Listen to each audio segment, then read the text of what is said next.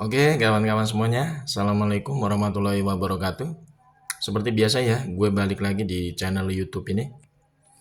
Oke, untuk kesempatan kali ini gue masih ingin terus melanjutkan pembahasan terkait dengan Mukidi Sontoloyo Bahlul Peko ya, yang saat ini memang menjadi sorotan publik dari berbagai macam kasus yang sangat menggelikan perut.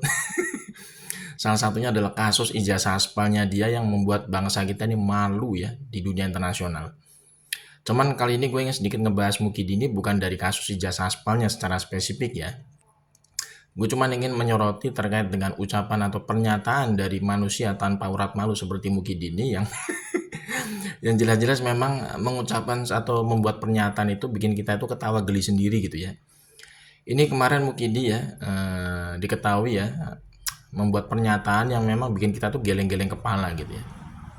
Jadi Mukidi kemarin ya mengatakan di depan awak media ya bahwa ada segelintir orang atau segelintir pihak atau pihak lain gitu ya yang dianggapnya sama dia itu adalah lawan politik dia yang berusaha mendowngrade atau menjatuhkan reputasi dia lewat kasus-kasus seperti jasa aspal dan lain-lain lah.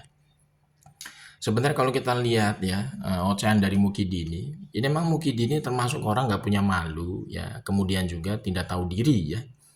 Bahkan Mukidi ini termasuk orang yang bilang dalam tanda kutip selalu mencari kambing hitam atas segala macam kebobrokan yang sudah dia lakukan gitu ya.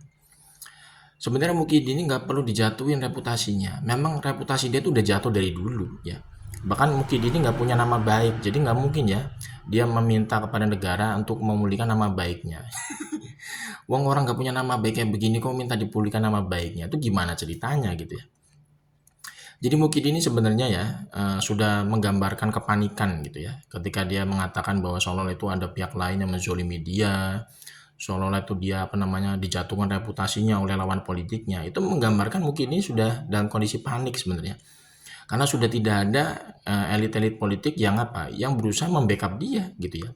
Tidak ada parpol-parpol, ketua umum parpol, elit-elit politik yang berusaha membela dia atau membantu dia gitu ya dari segala macam kebobrokan dia selama ini yang terungkap di hadapan publik saat ini. Contohnya kasus ijazah aspal. Kita nggak pernah dengar gitu ya ketua umum parpol siapapun itu ya yang membela Mukidi terkait dengan kasus ijazah aspalnya. Tidak ada. Jadi Mukidi ini sekarang tinggal sendirian gitu ya. Yang paling apa namanya para pendukungnya dia itu mungkin ya para penjilat komisaris gitu ya, kemudian ternak-ternak relawannya yang Bahlul Peko itu yang selama ini memang masih membela dia ya dari kasus-kasus ijazah aspalnya dia misalkan gitu ya.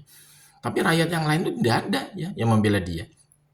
Mayoritas rakyat Indonesia itu boleh dilihat ya dalam survei-survei apa namanya seperti kemarin survei Drone Emprit ya yang diundang di acara podcastnya Forum Keadilan TV itu Drone Emprit itu menggambarkan dengan jelas ya. Bukti nyata mayoritas rakyat Indonesia itu yakin bahwa ijazahnya Mukidi itu aspal. Jadi survei yang dilakukan oleh Drone Emprit itu fakta real ya, bukan survei bayaran. Seperti LSI, Burhanuddin Muhtadi atau Kodari ya, itu kan survei bayaran semua lah, komplotannya Mukidi itu. Tapi kalau seperti Drone Emprit itu kan yang di apa namanya diundang di acara podcastnya Forum Keadilan TV, itu menggambarkan fakta sesungguhnya di tengah masyarakat. Yang semakin apa? Semakin meyakini kasus ijazah sepanjang Mukidi itu benar adanya. Jadi bukan semacam fitnah atau pencemaran lah, tidak ada. Jadi masyarakat Indonesia itu semakin yakin bahwa Mukidi itu ijazahnya aspal. Nah sekarang Mukidi ini merasa seolah-olah itu reputasinya dijatuhkan oleh lawan politiknya.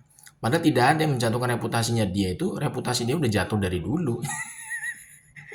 Terus apa namanya merasa dia punya masih nama baik. Apa si Mukidi ini merasa masih punya nama baik. Jadi dia berharap nama baiknya itu dipulihkan setelah kasus ijazah aspalnya ini selesai. Selesai dari mana?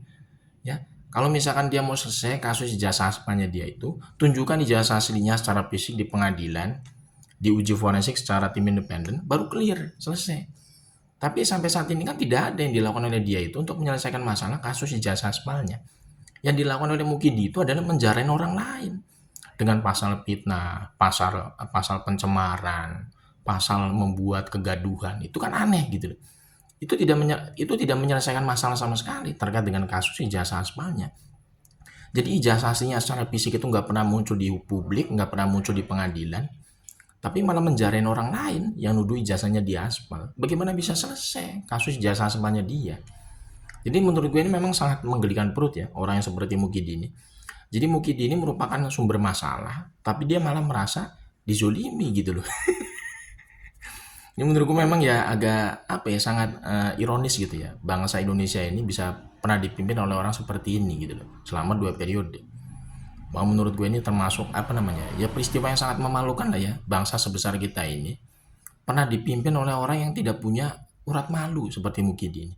Ya, dia menjadi sumber masalah, tapi dia malah mencari kambing hitam, menyalahkan pihak lain. Seolah-olah itu dia itu merasa dizolimi ya oleh lawan politiknya. Padahal sumber masalahnya itu dia sendiri. Tidak mau menyelesaikan masalah pada dirinya. Ya kan? Nah iya, jadi Mukidi ini nggak perlu dijatuhin reputasinya. Emang udah jatuh sendiri kok dari dulu reputasinya. Jadi Mukidi ini merasa masih punya nama baik. Nama baik dari mana sih orang seperti ini?